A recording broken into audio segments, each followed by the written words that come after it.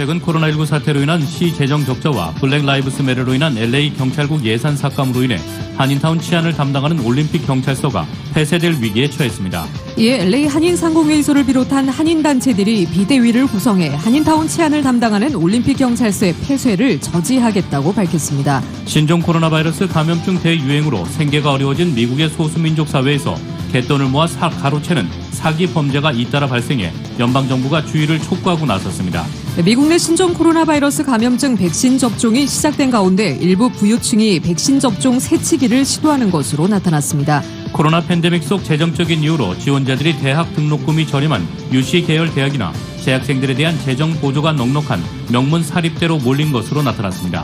헐리우드 차병원 산하 양로병원에서 오늘 최초로 환자 대상 코로나 백신 접종을 실시했습니다. 캘리포니아주에서 개빈 뉴섬 주지사가 내년 리콜, 즉 주민 소환의 위기를 맞게 될지 귀추가 주목되고 있습니다. 의회 의석수 배분을 위한 인구 통계에서 불법 이민자를 제외하려는 트럼프 대통령의 시도를 막으려는 소송이 연방 대법원에서 기각됐습니다. 트럼프 행정부의 백악관 초대 국가안보보좌관을 지낸 마이클 플린은 트럼프 대통령이 대선을 다시 치르기 위해 군을 투입할 수도 있다는 취지의 언급을 해 파장이 일고 있습니다. 국방부가 또다시 조 바이든 대통령 당선인 인수위원회와의 회의를 중단했습니다. 상무부는 60개의 중국 기업을 포함해 총 77개의 기업과 계열사를 무역 블랙리스트에 추가했다고 밝혔습니다. 뉴욕 증시에서 주요 지수는 미국 부양책 협상 상황을 주시하며 변동성 장세를 보인 끝에 하락으로 마감했습니다. LA 지역 이번 주말 맑은 날씨 보입니다. LA 지역의 내일 낮 최고 기온 72도, 밤 최저 기온 48도입니다. 이상은 이 시간 주요 뉴스입니다. 이 시간 주요 뉴스는 공항에서부터 목적지까지 모바일 체크인과 첨단 공기순환 시스템을 통해 안전한 기내 환경과 여행을 제공하는 아시아나 항공 제공입니다.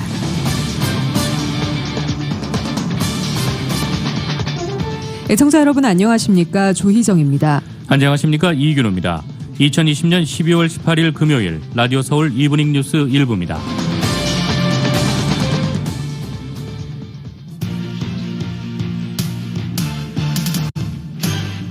일부 첫 소식 전해드리겠습니다. 한인타운 치안을 담당하는 올림픽 경찰서가 폐쇄될 위기에 처했습니다. 최근 코로나19 사태로 인한 시 재정 적자와 블랙 라이브스 매러로 인한 LA 경찰국 예산 삭감으로 인해 LA 경찰국의 예산이 대폭 감축되면서 LA 경찰국 내에서 올림픽 경찰서 등 3군데 경찰서를 폐쇄하는 방안을 검토 중인 것으로 알려졌습니다. LA시는 블랙 라이브스 매러 운동을 계기로 이미 1억 5천만 달러의 LA 경찰국 예산을 삭감하기로 했으며 이에 더해 5,100만 달러의 추가 삭감이 있게 돼 LA 경찰국은 355명의 경관과 277명의 경찰국 내 일반 직원을 감원할 예정이라고 밝혔습니다. 마이클 무어 경찰국장은 LA 경찰국 내에서 가장 최근에 설치된 경찰서를 폐쇄할 계획으로 알려졌으며 타운 치안을 관할하고 있는 올림픽 경찰서와 미션, 벨리 경찰서를 폐쇄하는 방안을 검토 중입니다. 경찰국장은 오는 1월 11일에 관련 계획안을 시의회에 제출할 예정입니다. 올림픽 경찰서가 폐쇄될 경우 타운 치안에 공백이 생기면서 타운 주민은 물론 비즈니스 업소들의 안전이 우려돼 올림픽 경찰서 폐쇄를 한인 커뮤니티가 결집해 저지해야 한다는 지적입니다. 오늘 LA 한인상공회의소와 올림픽 경찰서 후원회가 올림픽 경찰서에서 기자회견을 갖고 올림픽 경찰서 폐쇄를 저지하기 위한 대책 마련 간담회를 가질 예정입니다. 코로나 바이러스 감염증 대유행으로 생계가 어려워진 미국의 소수민족 사회에서 갯돈을 모아 가로채는 사기 범죄가 잇따라 발생해 미국 연방정부가 주의를 촉구하고 나섰습니다. 관련 소식 정현호 기자가 보도합니다. 연방거래위원회는 18일 에스닉 미디어 서비스와 공동으로 주최한 온라인 기자회견에서 한인사회 등 이민자 커뮤니티에서 세이빙클럽 사기가 기승을 부리고 있다고 밝혔습니다. 세이빙클럽은 아는 사람들끼리 돈을 모아 자금을 불린 뒤에 순번대로 돈을 타가는 형태로 운영됩니다. 한국의 개와 작동 방식이 똑같습니다. 하지만 사기꾼 일당은 코로나로 살림이 어려워진 소수민족 자영업자 등에게 접근해 개를 만든 뒤 먼저 돈을 타내고 자취를 감추고 있다는 것입니다. 세이빙클럽 사기꾼들은 표적으로 삼은 자영업자의 친척들과 친구들을 끌어들이는 일종의 피라미드 사기 수법으로 돈을 최대한 불린 뒤에 이를 한꺼번에 가로채는 것으로 알려졌습니다. 사기꾼들은 한인사회뿐만 아니라 서아프리카와 카리브해 출신 이민자 사회에서는 소소라는 이름으로 필리핀 커뮤니티에서는 팔루 외관이라는 명칭으로 세이빙클럽을 만들어 범죄를 저지르고 있다고 합니다. 연방거래위원회 소속 KT 타판 변호사는 사기범들은 큰 돈을 벌 수 있으니 다른 사람을 데려오라는 방식으로 꼬드긴다며 세이빙클럽 사기로 큰 피해를 볼 수 있으니 주의해야 한다고 말했습니다. 이와 함께 연방거래위원회는 코로나 백신 접종과 관련해 금품을 뜯어내는 사기범죄도 등장했다면서 주의를 당부했습니다. 백신 비용을 선불로 요구하거나 백신을 좀 더 빨리 맞게 해주겠다면서 급행료 지급을 강요하는 사기가 발생하고 있다는 것입니다. 또 백신 접종에 필요하다면서 은행 계좌번호 등 개인정보를 빼돌려 범죄에 활용하는 사례도 있다고 합니다. 연방거래위원회는 돈과 금융정보를 요구하는 자동 녹음전화, 이메일, 텍스트 메시지에 응답하지 말라고 조언했습니다.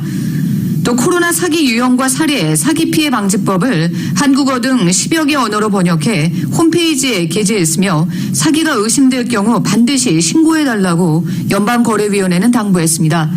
라디오 서울뉴스 정현호입니다. 어제 LA 카운티 공공보건국에 따르면 코로나19 누적 확진자는 전날보다 14,418명 늘어 총 58만 1,667명으로 집계됐습니다. 누적 사망자는 102명 늘어 총 8,670명으로 기록됐습니다. 코로나19 관련 입원 환자는 4,864명으로 집계됐습니다. 이 중 약 1,000명인 21%가 중환자로 나타났습니다. 보건당국은 현재와 같은 전염 속도라면 하루 평균 700에서 1,350명이 병원에 추가 입원할 것이라고 우려하고 있습니다.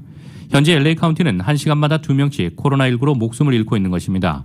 어제 오렌지 카운티 코로나19 누적 확진자는 전날보다 2,615명 늘어 11만 3,783명, 누적 사망자는 전날보다 13명이 늘어 1,731명을 기록했습니다. 2021학년도 가을학기 입시에서 유시계열 대학과 명문 사립대 지원자가 큰 폭으로 늘어난 것으로 드러났습니다. 반면 보통 사립대와 캘스테이트 지원자는 줄었습니다.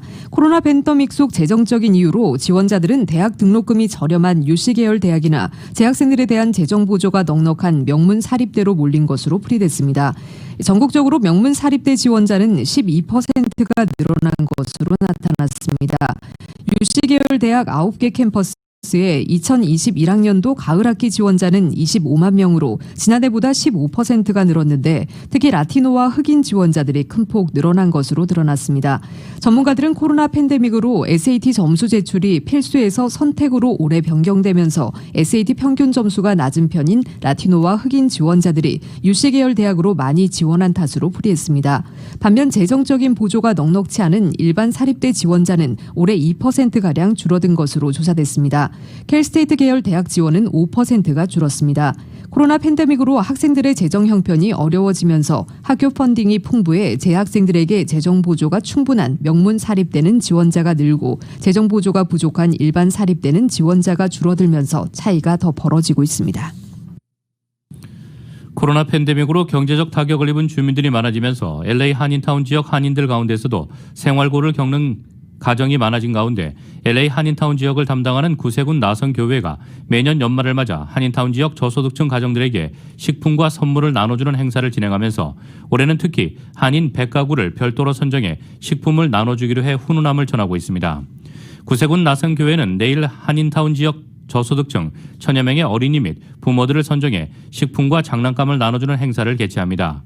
그리고 21일에는 별도로 선정한 한인 100가구에게 식품과 위생용품을 나눠주기로 했으며 대상은 구세군 지원 서비스에 등록된 저소득층 가구 중에서 이미 선정을 마쳤다고 이주철 사관은 밝혔습니다. 이 같은 식품 지원 서비스는 곳곳에서 진행되고 있습니다.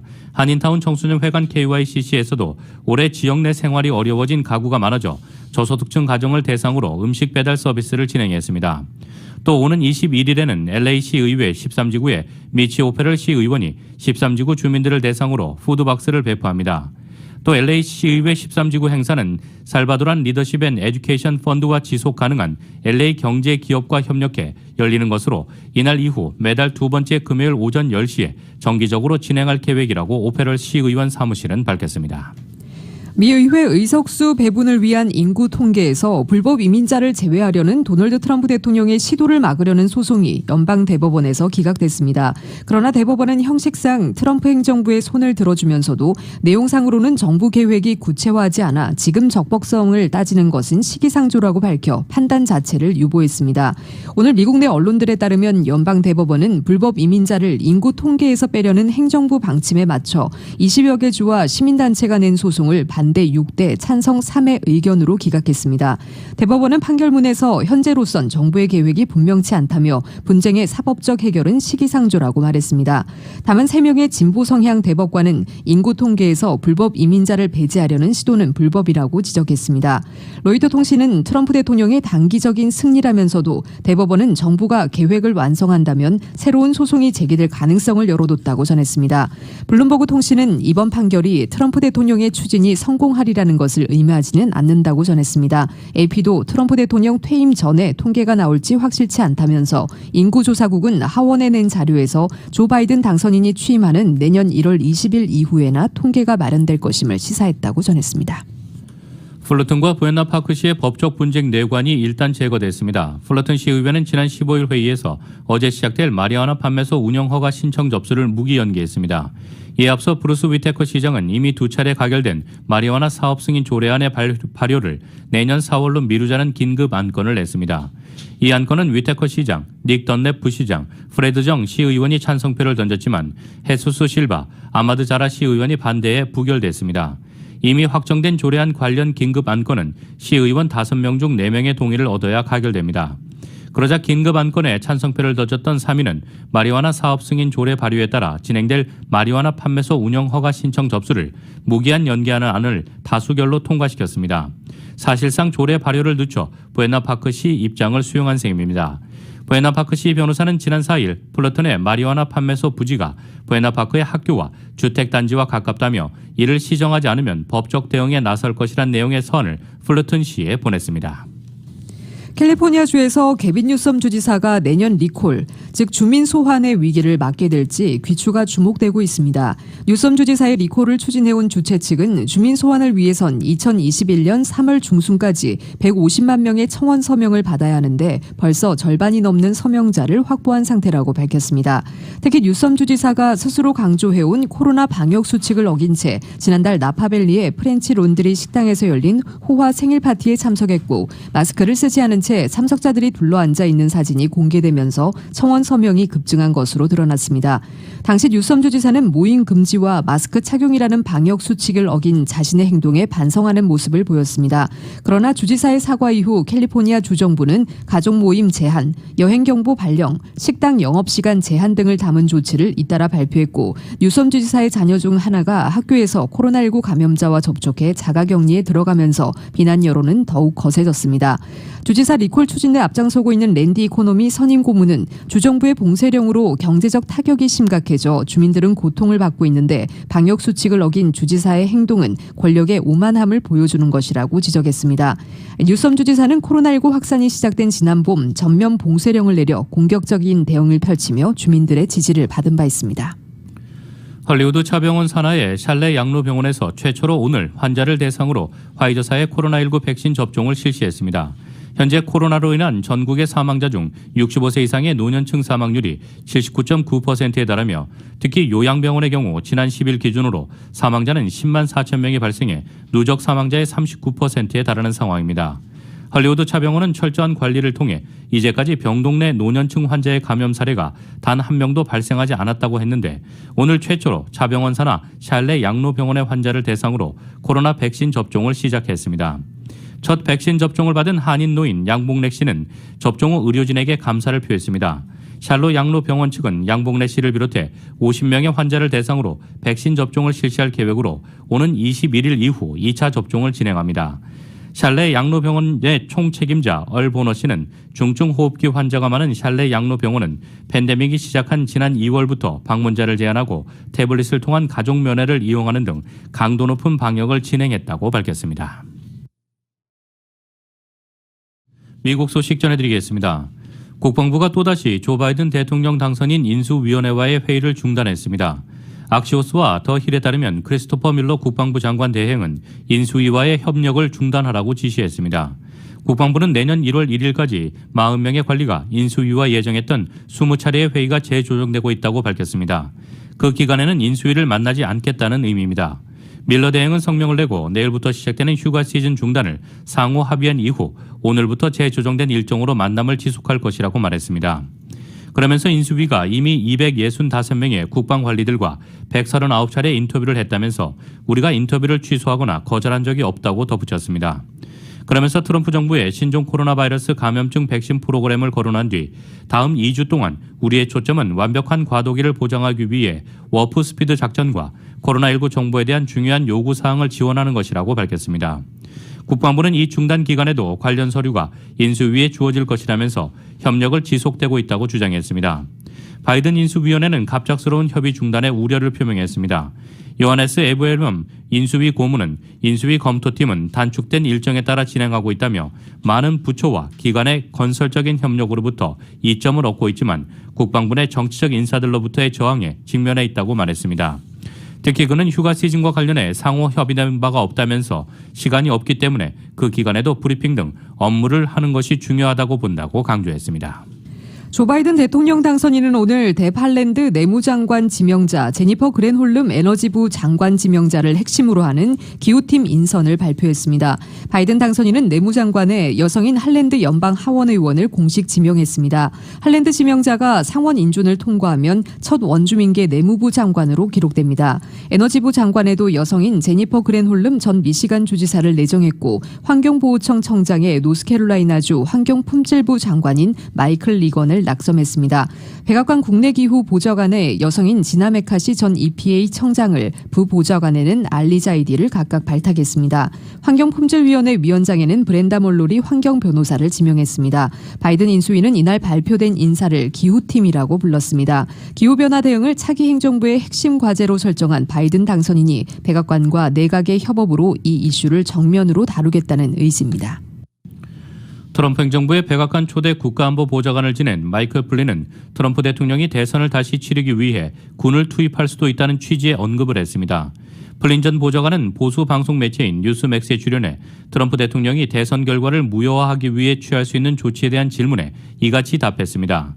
삼성 장성 출신인 그는 트럼프 대통령이 전국의 모든 투표기를 압수할 수도 있다면서 트럼프 대통령이 원한다면 경합주에서 군사력을 행사할 수 있고 기본적으로 그 주에서 각각의 선거를 다시 치르게 할 수 있다고 말했습니다. 또 이는 전례 없는 일은 아니다라며 계엄령은 64차례 시행됐기에 나는 그것을 요구하지 않고 우린 헌법적 절차가 있고 그것을 따라야 한다고 주장했습니다. 대선 패배 이후 연방대법원을 포함해 시운건이 넘는 소송을 제기해 거의 모두 패배한 트럼프 대통령이 선거 결과를 뒤집기 위해 마지막 수단으로 의회를 활용할 것이라는 관측에 군대 동원설까지 제기된 셈입니다. 더 힐은 플린의 발언은 트럼프가 광범위한 유권자 사기를 계속해서 주장하는 가운데 나왔다며 수많은 소송에서 트럼프와 그의 법무팀은 이런 주장에 대한 어떤 증거도 제시하지 못했다고 지적했습니다.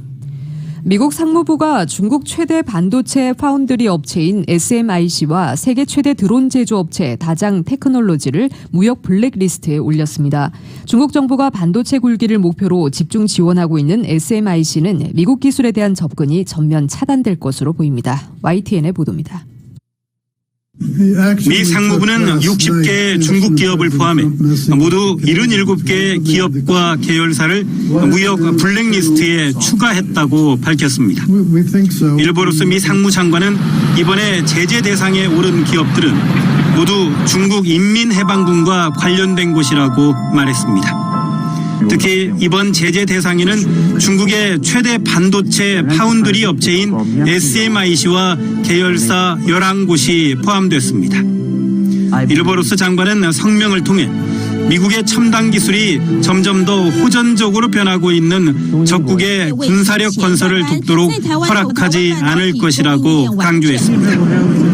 미 상무부는 SMIC의 경우 10나노미터 이하의 반도체 생산 기술에 접근하지 못하도록 할 것이라고 밝혔습니다. 미 상무부는 지난 9월부터 SMIC와 거래하려면 사전 허가를 받도록 했지만 이번에 제재 수위를 더욱 높인 것입니다. SMIC는 이미 미 국방부의 블랙리스트에도 올라 있어 미국 투자자들은 내년부터 SMIC의 주식을 살 수 없게 됩니다. 중국 정부가 반도체 굴기를 목표로 집중 지원하고 있는 SMIC는 기술과 자본 시장에서 모두 배제된 셈이 됐습니다.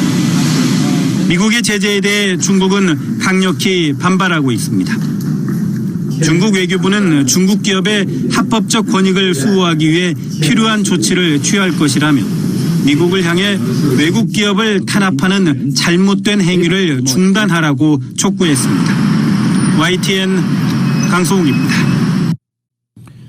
연방 상원 다수당을 결정할 조지아주 상원 의원 선거운동에 버락 오바마 전 대통령이 본격 가세했습니다.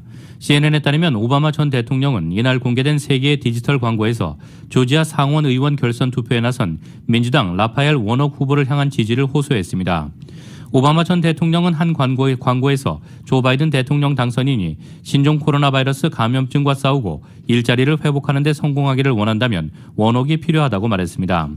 CNN은 이들 광고는 어느 정당이 상원을 장악할지를 결정하는 조지아주 결선 투표에 대한 관심이 고조되고 있음을 보여준다고 전하고 있습니다. 미국의 남동부 조지아는 공화당의 텃밭으로 통했지만 올해 대선에선 28년 만에 민주당의 승리를 안겼습니다.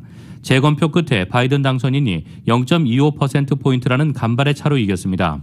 대선과 함께 치른 상원의원 선거도 승자를 가리지 못해 내년 1월 5일 결선 투표를 치릅니다. 민주당의 워녹, 존 오소프 후보가 현직 상원 의원인 공화당의 켈리 래플러, 데이비드 퍼듀 후보와 맞붙습니다. 현재 상원은 공화 50석, 민주 48석으로 조지아 2석만 미적인 상태입니다. 화이자에 이어 모더나의 신종 코로나 바이러스 감염증 백신도 승인이 임박한 미국에서 코로나19 상황은 계속 악화하고 있습니다. CNN은 미국에서 일주일간의 하루 평균 신규 코로나19 감염자, 평균 코로나19 사망자, 총 입원 환자 수가 전례 없는 수준으로 계속 상승하고 있다고 보도했습니다. 오늘 17일 기준 미국에서 최근 일주일간의 하루 평균 신규 확진자는 21만 6,674명으로 집계되며 역대 최고를 기록했습니다. 최근 일주 새 151만여 명이 새롭게 감염자로 판명됐습니다. 일주일간의 신규 감염자로는 최대치입니다. 이 매체는 이는 이번 한 주간 미국인 216명당 1명꼴로 확진자가 나왔다는 뜻이라고 지적했습니다. 어제도 세 번째로 많은 23만 3,271명의 감염자가 새로 추가됐습니다. 일주일간의 하루 평균 사망자도 2,633명으로 집계되며 팬데믹 사태 후 최고를 기록했습니다.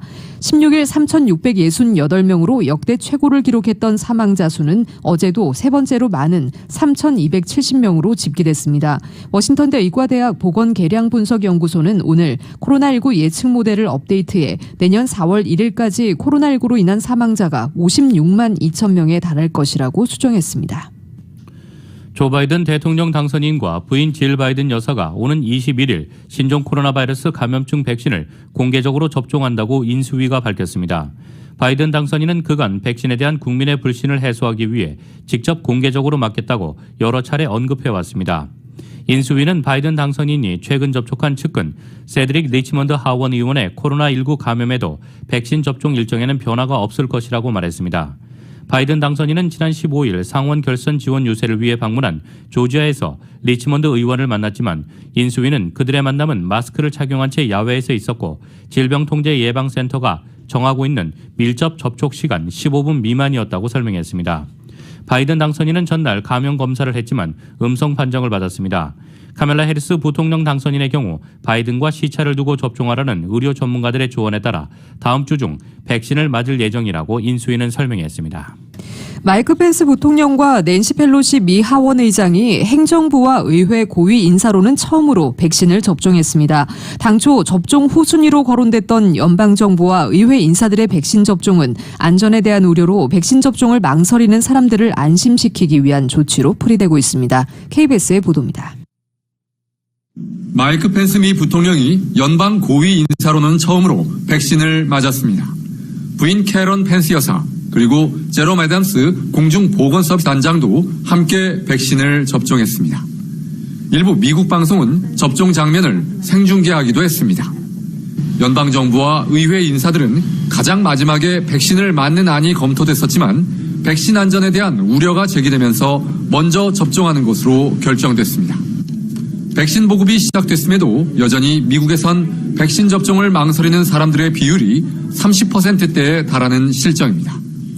Karen and I were more than happy to step forward before this week was out to take the safe and effective coronavirus vaccine that we have secured and produced for the American people. 미 의회에선 낸시 펠로시 하원 의장이 백신을 접종했습니다.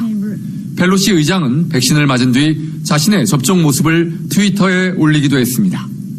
바이든 미 대통령 당선인은 다음 주에 백신을 맞을 예정입니다. 트럼프 미 대통령은 아직 공개된 백신 접종 일정이 없습니다. 전국적인 백신 보급이 시작됐음에도 불구하고 확진자가 1,730만 명을 넘은 미국에선 코로나19 확산세가 계속되고 있습니다. 보건 전문가들은 내년 1, 2월까지는 미국 내 확산세가 이어질 것으로 보고 있습니다. 하지만 이후 확산세를 꺾기 위해선 백신 접종이 적극적으로 이루어져야 한다고 강조하고 있습니다. 워싱턴에서 KBS 뉴스 금철영입니다. 미주 한인사회 쇼핑 트렌드에 새로운 변화가 시작됩니다. 미주 한인들을 위한 아마존 스타일의 홈쇼핑이 탄생했습니다. 최신 트렌드에 맞는 발빠른 상품 업데이트로 언제든 최신 상품의 쇼핑이 가능하고 까다롭고 엄격한 제품 선정을 통해 최상의 품질을 보장합니다. 인터넷이 어렵다고요? 친절하고 전문적인 고객 서비스에서 상담부터 결제까지 도와드립니다. 로그인 필요 없이 복잡한 주문 프로세스를 모두 없앴습니다. 이제 한국 제품 미국 내 쇼핑은 한국 홈쇼핑이 최고입니다.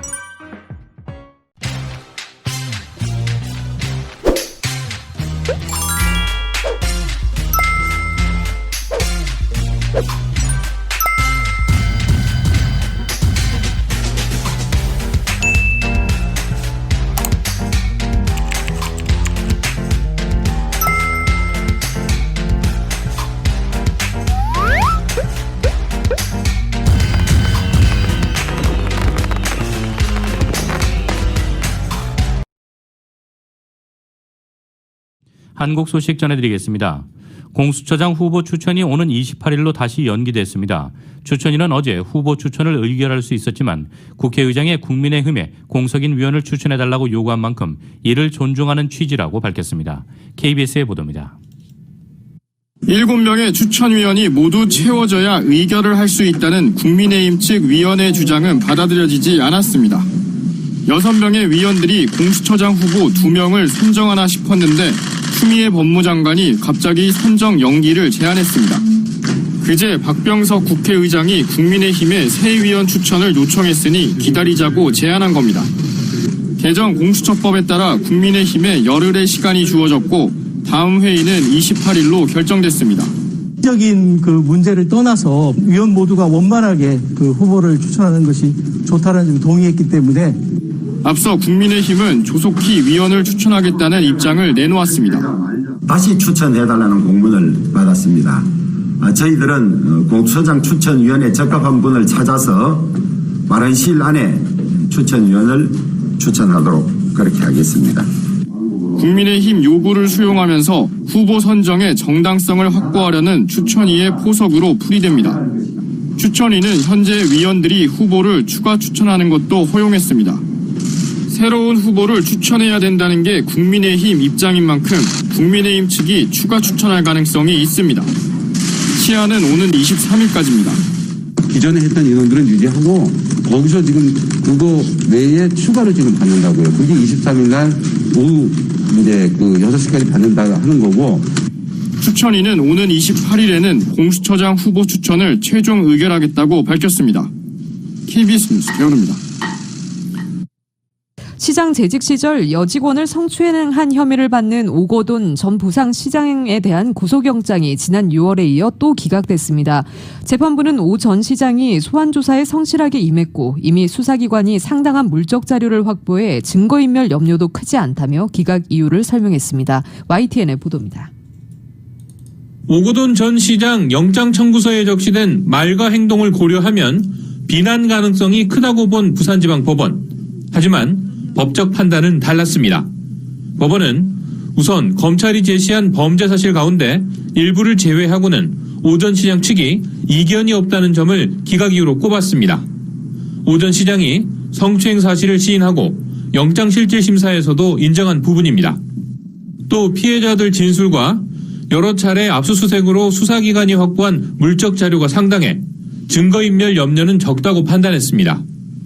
여기에 오 전 시장이 수사기관 소환에 성실히 응했고 안정적인 주거와 가족관계를 유지하고 있어서 도주 우려도 없어 보여 구속 필요성을 인정하기 어렵다고 설명했습니다. 감현복 차림으로 말없이 영장실질심사 법정에 들어섰던 오 전 시장은 구속영장이 기각돼 구치소를 빠져나가면서도 말을 아꼈습니다. 기억이 안 난다는 건 처음이나 왜 인정을 했어? 기억이 안 나는데 왜 인정을 안 합니까? 죄송합니다. 앞서 지난 15일 검찰은 오 전 시장에 대한 사전 구속영장을 청구했습니다. 4월 집무실에서 벌어진 여직원 강제추행 혐의에 피해 여성이 겪는 정신적 고통을 상해로 판단해 치상 혐의를 추가했고 다른 여직원에 대한 성추행과 관련 의혹을 제기한 유튜브 방송을 비난한 부분도 혐의로 적용했습니다. 하지만 경찰 수사 단계인 지난 6월에 이어 두 번째 청구한 구속영장마저 기각되면서 검찰 수사에 어느 정도 차질은 불가피할 전망입니다. 영장 실질 심사에 맞춰 오 전 시장 구속을 촉구하는 기자회견을 했던 여성단체는 법원이 권력형 성폭력 문제에 대한 해결 의지가 없음을 확인했다고 비난했습니다. YTN 김종호입니다. 윤석열 검찰총장의 업무 복귀 여부가 이르면 다음 주엔 결정될 전망입니다. 윤 총장이 징계에 불복해 소송을 내면서 함께 신청한 집행정지 사건 신문 기일이 다음 주 화요일로 잡혔습니다. YTN의 보도입니다.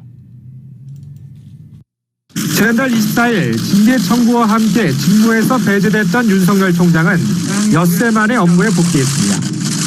윤 총장의 집행정지 신청을 법원이 받아들이면서 추미애 장관의 직무 정지 명령의 효력이 정지됐기 때문입니다. 업무에 빨리 복귀할 수 있도록 신속한 결정을 내려주신 사법부에 감사드립니다. 정직 2개월에 불복해 소송을 제기한 윤 총장은 이번에도 징계 처분의 효력을 일시 중단해달라는 집행정지 신청을 함께 냈습니다. 법원이 다시 집행정지 결정을 내린다면 윤 총장은 즉시 업무에 복귀할 수 있습니다. 내년 7월까지인 윤 총장의 임기안에 나올지도 불분명한 본안 소송보다 집행정지 사건이 더 주목받는 이유입니다. 장관님 갑자기 사의 표명하신 이유가 뭔가요? 윤 총장이 소송 제기했는데 여기에 대해서 어떻게 생각하십니까? 쟁점은 징계 효력을 중단하지 않을 경우 윤 총장이 입게 될 회복 불가능한 손해의 존재 여부입니다. 앞서 직무정지 효력을 중단한 재판부도 사실상 해임과 같은 효과를 가져온다는 점 등을 이유로 금전 보상이 불가능한 손해가 발생한다고 봤습니다. 다만 당시 직무정지는 장관의 임의적 처분이었지만 이번엔 징계위원회 의결을 거치고 대통령이 집행한 징계라는 차이점은 존재합니다. 이 때문에 윤 총장 측은 원전수사팀 공중분해 우려 등 총장의 지휘 공백을 내세우지만 법무부는 인사권자인 대통령의 처분이란 점을 강조하고 있습니다. 오는 22일로 예정된 법원 신문에 대비해 양측은 논리를 보강하고 추가 증거를 확보하는 데 주력할 전망입니다. 법원이 다시 윤 총장의 손을 들어줄 경우 즉시 업무에 복귀하는 건 물론 무리한 징계 추진이란 역풍 속에 상당한 후폭풍이 일 전망입니다. 반대로 윤 총장 신청이 받아들여지지 않는다면 장기간 지휘 공백 사태와 함께 공수처 출범 등 수사기관 지형 변화로 윤 총장의 복귀 자체가 불투명해질 가능성도 있습니다. 긴급성이 필수인 집행정지 사건의 특성상 신문기일 당일에도 재판부 판단이 나오는 만큼 늦어도 성탄절 전에는 법원의 결정이 나올 것으로 전망됩니다. YTN 이종원입니다. 거리두기 강화로 매출이 급감한 자영업자들은 임대료라는 이중고로 한숨이 더욱 깊어졌습니다. 국회에서는 위기 상황에서는 임대료를 내지 않아도 되도록 하는 이른바 임대료 멈춤법까지 발의됐지만 논의는 다른 방향으로 이루어지고 있습니다. 현금 지원이나 세제 혜택처럼 임대인과 임차인 양쪽의 부담을 조금씩 덜 자는 쪽에 초점이 맞춰지는데 그럴 만한 이유가 있습니다. YTN의 보도입니다. 한국 중소상인 자영업자 총연합회 출신인 민주당 이동주 의원이 발의한 법안이 임대료 멈춤법으로 불리는 건 이런 이유 때문입니다. 집합금지 조치가 내려진 업종의 경우 해당 기간 임대인이 임대료를 받을 수 없고 집합 제한 조치 때는 임대료를 절반 이하로 받도록 하고 있습니다. 그런데 처벌 조항이 없어 임대인이 이 법을 따르지 않으면 결국 민사소송을 통해 해결해야 합니다. 긴 소송 과정에서 사유재산 침해 문제가 불거질 수 있습니다. 이익을 침해하는 것이 절대 아닙니다. 임대인과 금융기관의 이익을 잠시 연기하는 것입니다.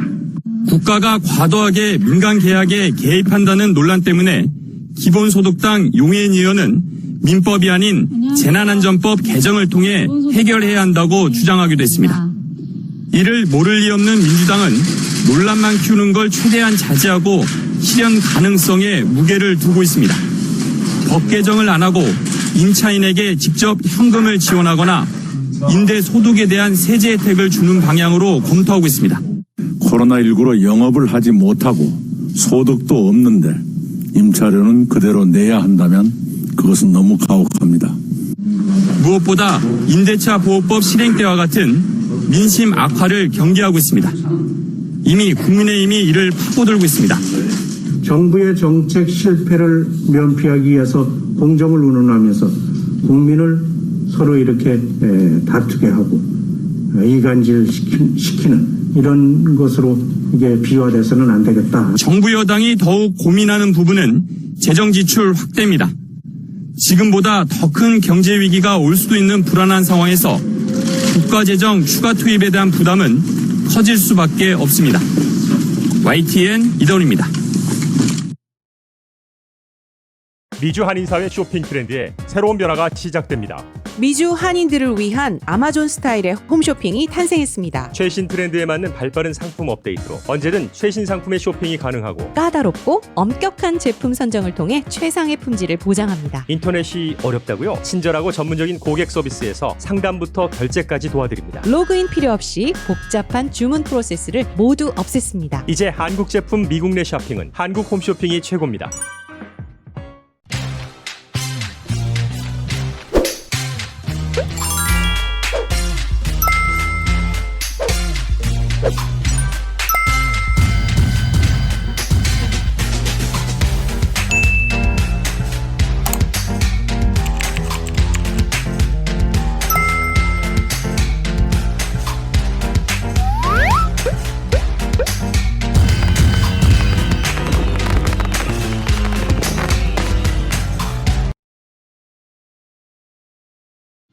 뉴욕 증시에서 주요 지수는 미국 부양책 협상 상황을 주시하며 변동성 장세를 보인 끝에 하락했습니다. 오늘 뉴욕 증권거래소에서 다우지수는 전장보다 124.32포인트, 0.41% 내린 3179.05에 거래를 마쳤습니다. S&P 500지수는 전장보다 13.07포인트, 0.35% 하락한 3709.41에 기술주 중심의 나스닥 지수는 9.11포인트, 0.07% 내린 12,755.64의 장을 마감했습니다. 다우지수는 이번 주 약 0.4% 올랐습니다. S&P 500지수는 1.3%, 나스닥은 3.1%가량 각각 상승했습니다.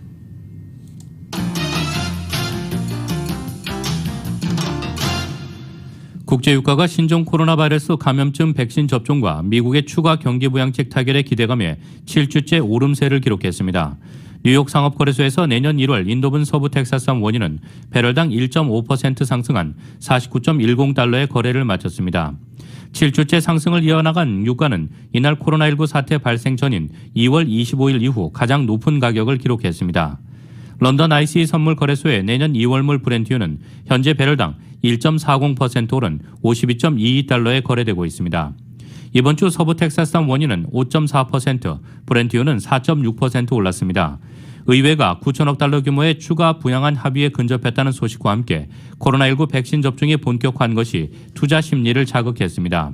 국제 금값은 하락했습니다. 뉴욕 상품거래소에서 내년 2월 인도분 금은 온수당 0.08% 떨어진 1,888.90달러의 장을 마감했습니다. 한 회사가 만든 신종 코로나 바이러스 감염증 백신이라고 하더라도 국가별로 구입 가격이 서로 다른 것으로 나타났습니다. 해당 백신을 만들 때 보조금을 지원했는지 구매 물량이 대량인지 등이 영향을 미쳤다는 해석입니다. 오늘 워싱턴 포스트에 따르면 미국 제약회사 모더나가 만든 백신의 1회 접종분 가격은 유럽연합이 18달러로 미국의 15달러보다 20% 비쌉니다. 또 존슨앤존슨 백신은 유럽연합이 10달러 46센트로 미국 10달러에 비해 4.6%가 높습니다. 반면 화이자와 바이오엔테크의 백신은 유럽연합이 14달러 76센트로 미국의 19달러 5센트보다 24.3% 쌌고 사노피 클락소스 미스클라인 백신은 유럽이 9달러 3센트로 미국의 10달러 5센트보다 11.4% 저렴했습니다. 특히 아스트라제네카 옥스포드 백신의 가격은 1회 접종 분량당 유럽연합가가 2달러 19센트로 미국 4달러에 비해 무려 45.3%나 낮았습니다.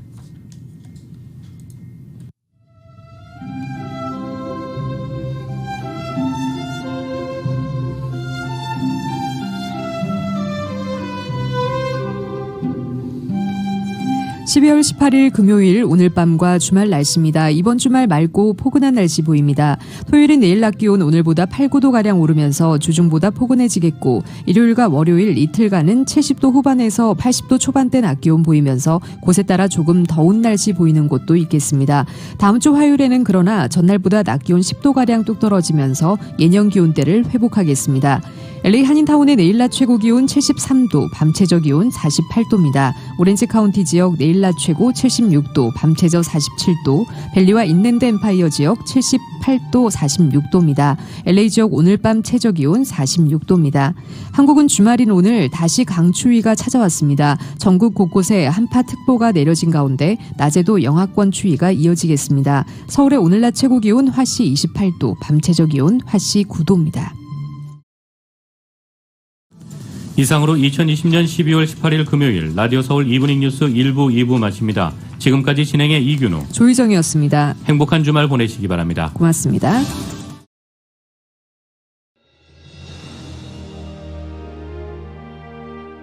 한인 커뮤니티의 소중한 친구이자 생활의 동반자.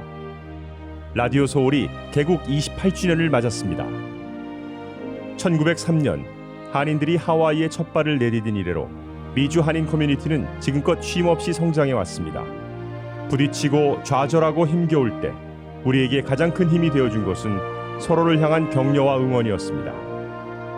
한인 커뮤니티와 더불어 성장한 라디오 서울.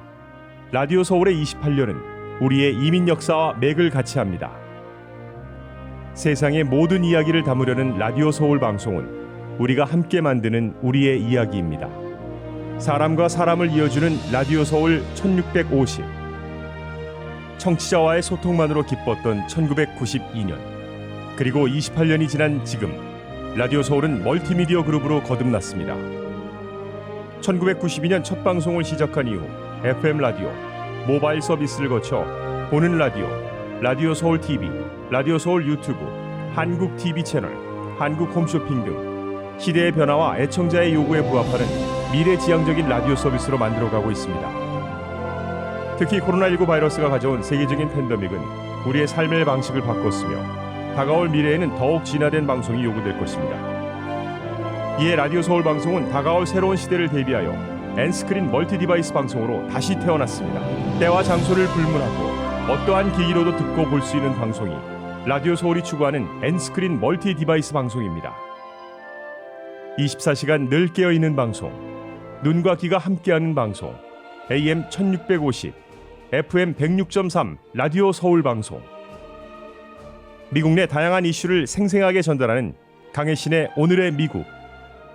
기분 좋은 아침, 반짝이는 하루를 선사하는 이영돈 선우의 좋은 아침 좋은 하루. 나른한 오후 활력을 전하는 싱글벙글쇼와 라디오 콘서트.